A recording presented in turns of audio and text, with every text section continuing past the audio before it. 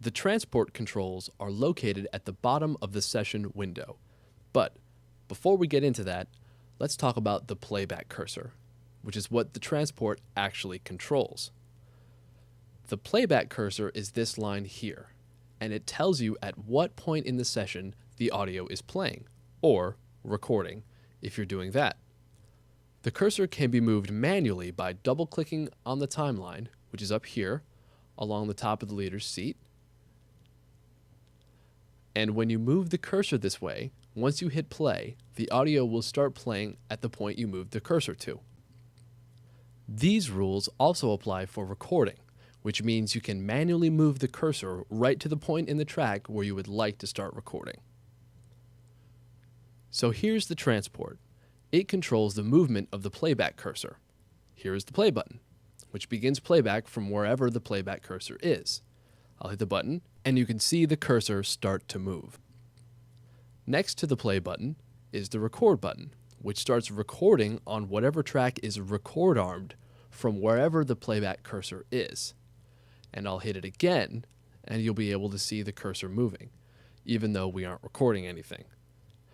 As a side note, you record arm tracks using this rec button here in the playback track area.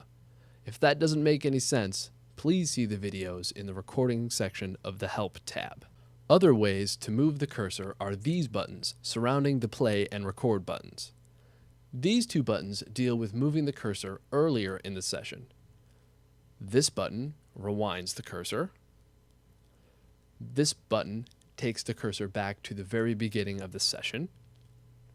And these two buttons on the other side of the play and record buttons deal with moving the playback cursor later.